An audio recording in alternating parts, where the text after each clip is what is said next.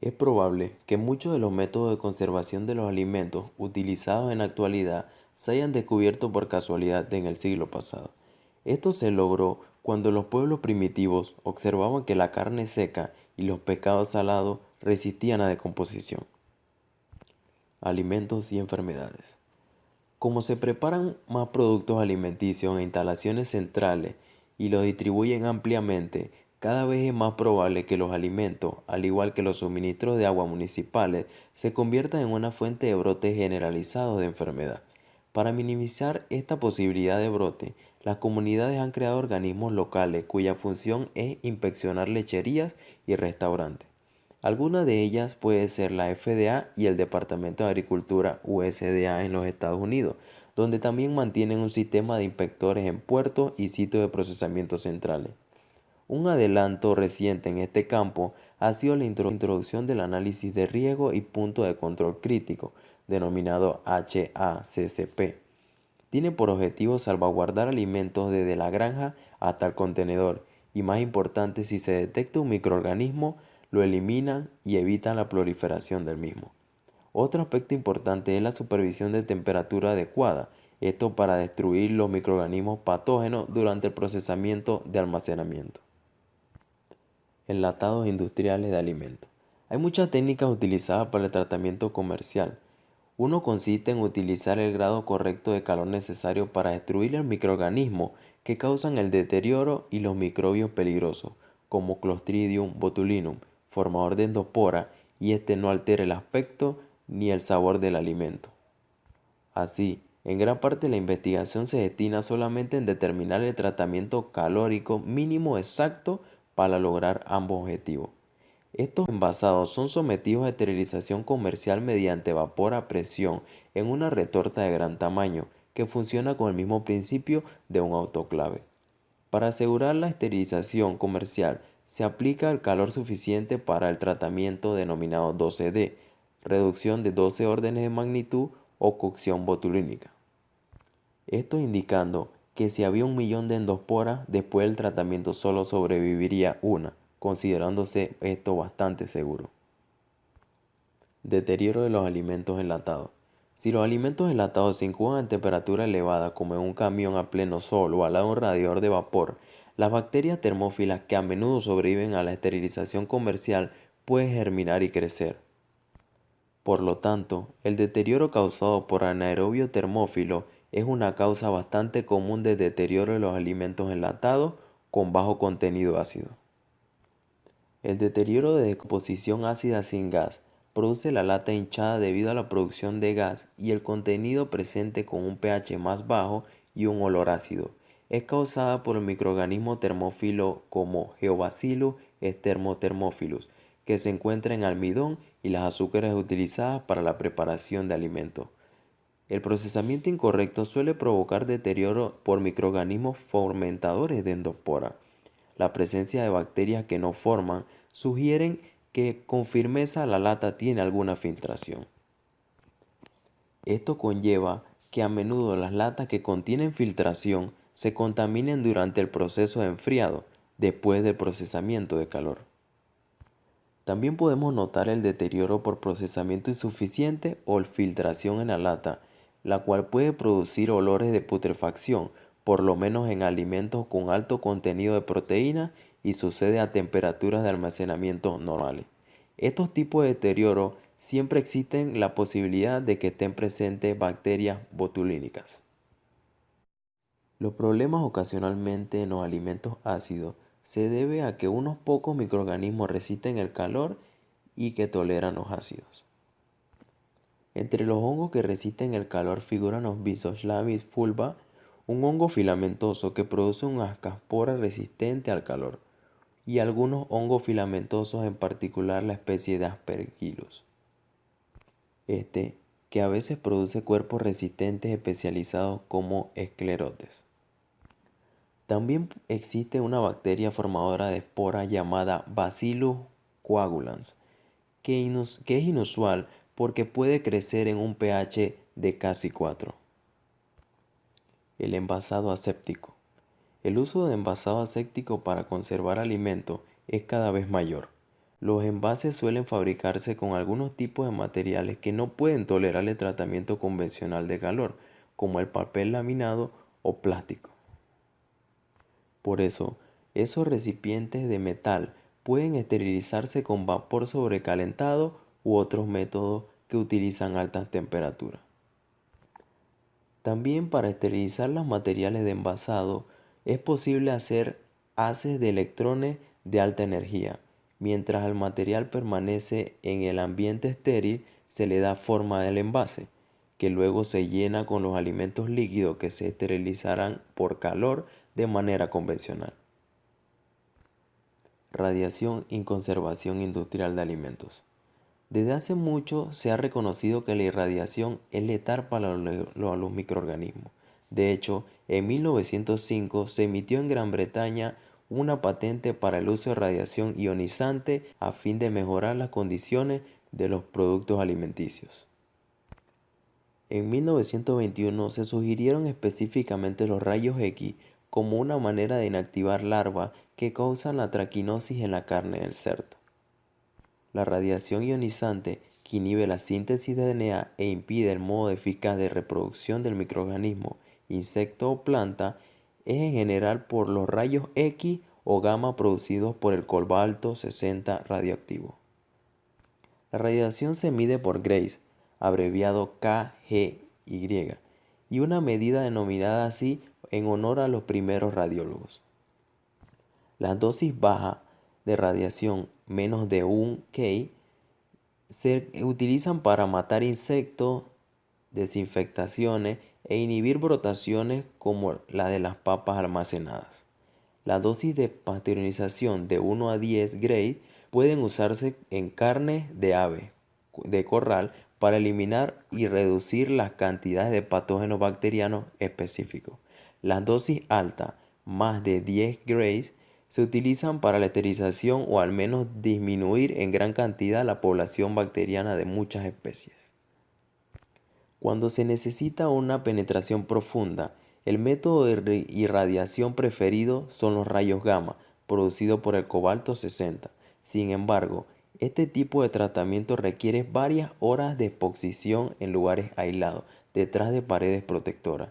En cambio, la aceleración de electrones de alta energía son mucho más rápidos y esterilizan en un segundo, pero el tratamiento tiene bajo poder de penetración. Esto lleva a que solo es adecuado para carne o tocino, la cual son de escaso espesor. Otra aplicación reciente es la radiación con la correspondencia para disminuir la posibilidad de agentes de bioterrorismo que pudieran contener como endosporas de carbunco. Conservación de los alimentos por alta presión. Un avance reciente en la conservación de los alimentos ha sido el uso de una técnica de procesamiento por alta presión, pascalización.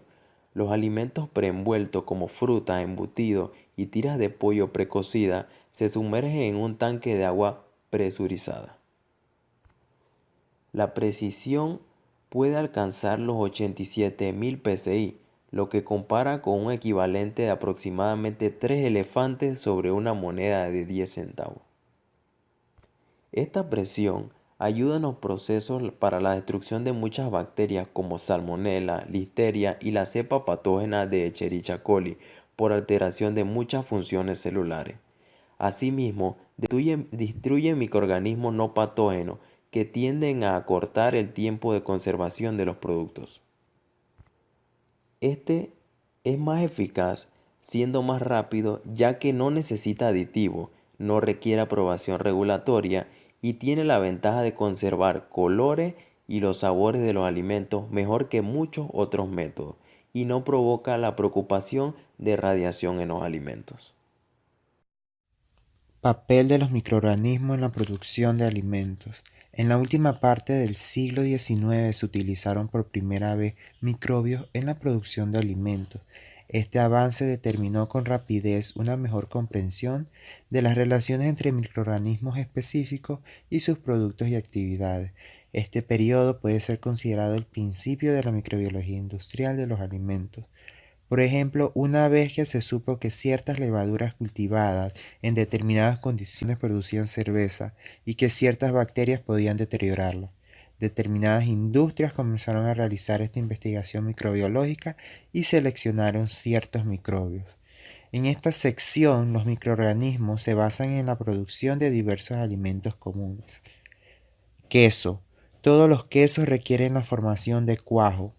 Este está compuesto por una proteína que es la caseína y suele formarse por la acción de una enzima renina o quimosina, lo que es favorecida por las condiciones ácidas inducidas por algunas bacterias productoras de ácido láctico, cuya inoculación también contiene los sabores y aromas. El cuajo sufre un proceso de maduración microbiana, salvo en algunos quesos sin madurar. Los quesos se clasifican por su dureza, que se produce durante el proceso de maduración. Los quesos duros, cheddar y suizo, maduran por acción de bacterias lácticas que crecen en anaerobiosis en su interior. Cuanto más prolongado es el tiempo de incubación, mayor es el ácido y más fuerte el sabor del queso. Una especie de Propionibacterium produce el dióxido de carbono que forma los agujeros en el queso suizo. Los quesos semiblandos como el Limburger maduran por la acción de bacterias y otros organismos contaminantes que crecen en la superficie. Los quesos azul y Roquefort maduran por la acción de hongos filamentosos Penicillium que se inoculan en el queso. El crecimiento de los hongos filamentosos Penicillium se visualizan en forma de grumos de color azul verdoso en el queso. Otros productos lácteos, el sabor y aroma de la manteca y el suero de la leche se deben a los diacétilos, una combinación de dos moléculas de ácido acético, que es el producto metabólico terminal de la fermentación por algunas bacterias lácticas. El suero de la leche se comercializa, no es un derivado de la elaboración de la manteca, sino que se obtiene de leche descremada, en la que se inoculan bacterias que forman ácido láctico y diacétilos. La crema ácida cultivada se obtiene a partir de crema, en la que se inoculan microorganismos similares a utilizados para elaborar el suero de la leche. Yogur está elaborado con leche, de la que se ha evaporado por lo menos una cuarta parte del agua en una olla al vacío. La leche espesada resultante se inocula con un cultivo mixto de Streptococcus thermophilus, sobre todo para la producción del ácido y Lactobacillus delbrueckii bulgaricus, para contribuir al sabor y aroma. El secreto de elaboración del yogur se basa en el mantenimiento del equilibrio adecuado entre los microorganismos productores de sabor y productores de ácido. Fermentaciones no lácteas. Se utilizan microorganismos en pastelería, sobre todo en la elaboración del pan. En la masa del pan, los azúcares son fermentados por levadura. La especie de la levadura utilizada en la pastelería es Saccharomyces cerevisiae, la misma que se utiliza en la elaboración de la cerveza a partir de cereales y en la fermentación de los vinos a partir de las uvas. Saccharomyces cerevisiae crecerá con facilidad tanto en condiciones aerobias como anaerobias, aunque a diferencia de las bacterias anaerobias facultativas como E. coli, no pueden crecer indefinidamente en anaerobiosis. Las condiciones anaerobias son indispensables para que las levaduras produzcan etanol, que se destina a la elaboración de bebidas alcohólicas. En pastelería, el dióxido de carbono forma las burbujas típicas del pan leudado.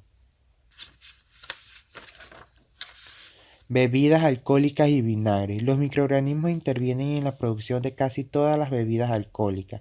La cerveza es fermentada lentamente por las cepas de levadura que permanecen en el fondo. La fermentación de la cerveza de tipo Ale es relativamente rápida. Se desarrolla a una temperatura más alta por la acción de cepas de levadura que suele formar grumos que se mantienen a flote en la superficie por acción del dióxido de carbono.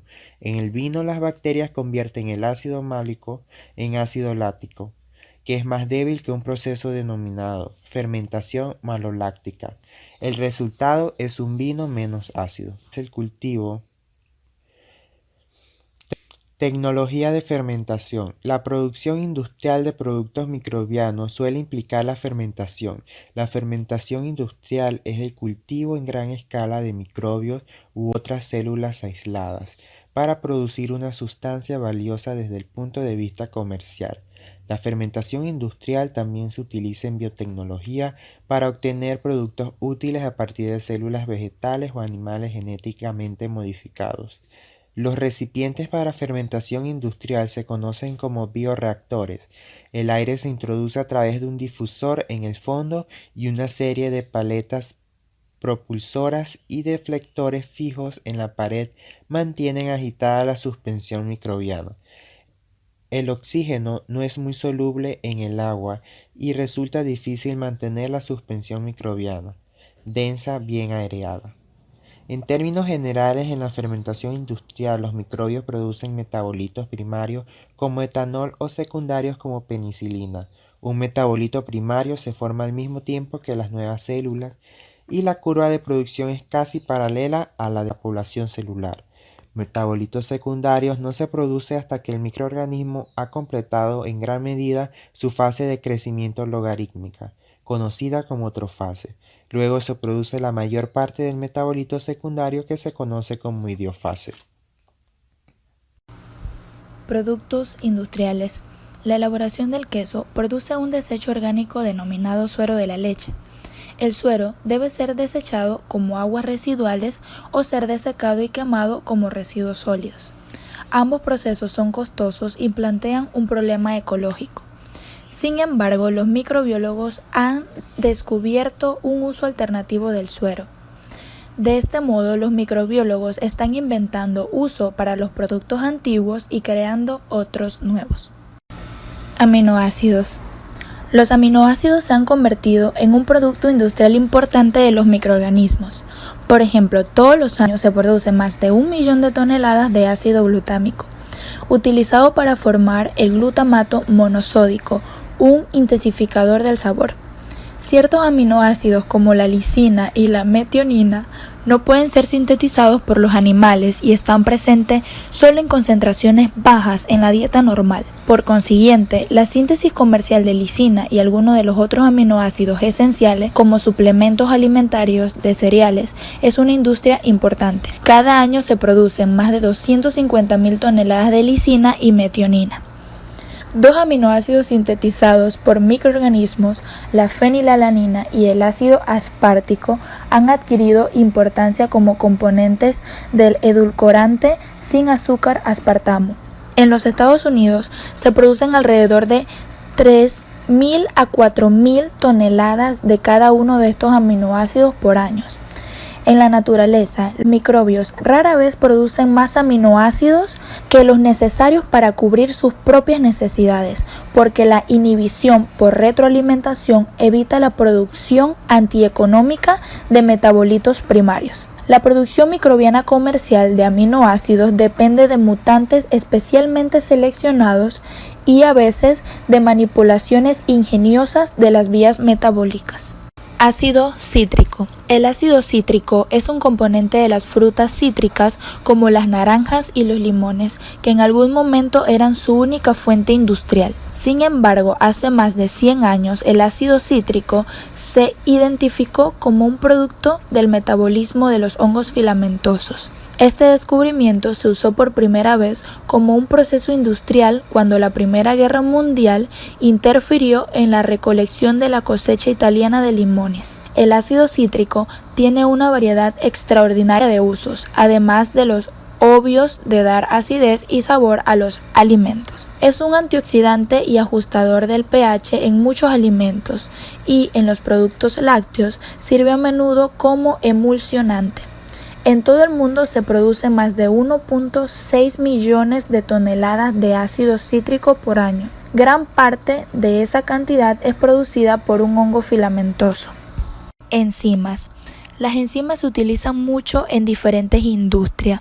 Por ejemplo, las amilasas se usan en la producción de jarabes a partir del almidón de maíz, en el acabado del papel y en la producción de glucosa a partir del almidón. La producción microbiológica de amilasa se considera la primera patente de biotecnología otorgada en los Estados Unidos, que fue por un científico japonés. El proceso básico por el cual se usaron hongos filamentosos para elaborar un preparado de la enzima conocida como koji se había empleado durante siglos en Japón para elaborar productos fermentados de la soya. Koji es la abreviatura de una palabra japonesa que significa pelusa de hongo, lo que refleja la infiltración de un sustrato de cereal, sea arroz o una mezcla de trigo y soya, con un hongo filamentoso. En el koji, las amilasas convierten el almidón en azúcares, pero los preparados de koji también contienen enzimas proteolíticas que convierten la proteína de la soya en una forma más digerible y sabrosa. La glucosa isomerasa es una enzima importante. Convierte la glucosa que forman las amilasas provenientes de los almidones en fructosa, que se usa en lugar de la sacarosa como edulcorante de muchos alimentos. Otras enzimas proteolíticas se utilizan como ablandadores de la carne o en los detergentes como un aditivo para quitar las manchas proteináceas. La renina, una enzima empleada para formar cuajo de la leche, suele ser producida comercialmente por hongos, pero en forma más reciente por bacterias genéticamente modificadas. Extracción de cobre por lixiviación. La Aciditiobacillus ferrooxidans se utiliza en la recuperación del cobre a partir de su mineral metalífero, que de otro modo sería inútil y que a veces contiene solo 0.1% de cobre. Al menos el 25% del cobre mundial se produce de este modo. Las bacterias Aciditiobacillus obtienen su energía a partir de la oxidación de una forma reducida de hierro, de sulfuro ferroso a una forma oxidada de sulfato férrico. El ácido sulfúrico también es un producto de la reacción. La solución ácida de agua que contiene hierro ferroso se aplica con rociadores y se permite que filtre por una pendiente a través de la masa del mineral. El hierro ferroso, la forma reducida de hierro, ferrooxidans, suelen estar presentes en el mineral y contribuyen a estas reacciones. Microorganismos como productos industriales. La levadura de panadería se produce en grandes tanques de fermentación aireados. Al final de la fermentación, el contenido del tanque tiene alrededor del 4% de sólidos de levadura. Las células se recogen mediante centrífugas continuas y se presentan para formar las conocidas tortas o paquetes de levaduras que se venden para horneados caseros. Los panaderos adquieren la levadura que se venden al por mayor en envase de 22.7 kilogramos, 50 libras. Otros microorganismos importantes que se venden en la industria son las bacterias simbióticas fijadoras de nitrógenos, Rhizobium y Bradyrhizobium. Estos microorganismos suelen estar mezclados con musgos de turba para conservar la humedad. El granjero mezcla el musgo de la turba y el inóculo bacteriano con semillas de legumbres para asegurar la infección de las plantas con cepas fijadoras de nitrógenos eficaces. Fuentes de energía alternativas con utilización de microorganismos. A medida que disminuyen nuestro suministro de combustibles fósiles o se tornen más costosos, aumentará el interés en el uso de recursos energéticos renovables. Entre esos recursos tiene mucha importancia la biomasa, la materia orgánica conjunta producida por microorganismos vivos como cultivos, árboles y desechos municipales. Se puede utilizar microbios para la bioconservación, es decir, el proceso de convertir la biomasa en fuente de energías alternativas. El metano es una de las fuentes de energía más convenientes producidas a partir de la bioconversión. Biocombustibles. A medida que los suministros de combustibles fósiles basados en petróleo se tornan más costosos y a veces inciertos, está aumentando el interés en los combustibles de reemplazo renovables, biocombustibles. El interés inicial se ha centrado en el etanol, que ya se utiliza ampliamente como suplemento de gasolina y la tecnología está establecida. Los alcoholes superiores, como el butanol, tienen cadenas de carbono más prolongadas y los alcoholes especialmente ramificados como el isobutanol y el isobutiraaldehído tienen ventajas respecto del etanol convencional. Poseen menor capacidad de absorber agua y un contenido de energía más alto. Un organismo, en teoría, interesante para producir biocombustible son las algas. Las algas ofrecen una serie de ventajas. En primer lugar, no necesitan tierras de labranza valiosa para la producción de alimentos. El hidrógeno es un candidato interesante como reemplazo de combustibles fósiles, en especial si es posible producirlo por descomposición del agua. Puede ser utilizado en celdas de combustibles para generar electricidad y si se le quema para producir energía, no produce residuos nocivos. La microbiología industrial y el futuro. Los microorganismos siempre han sido sumamente útiles para la humanidad, incluso cuando se desconocía su existencia. Seguirán siendo una parte esencial de muchas tecnologías básicas de procesamiento de los alimentos. A medida que disminuyan los suministros de energía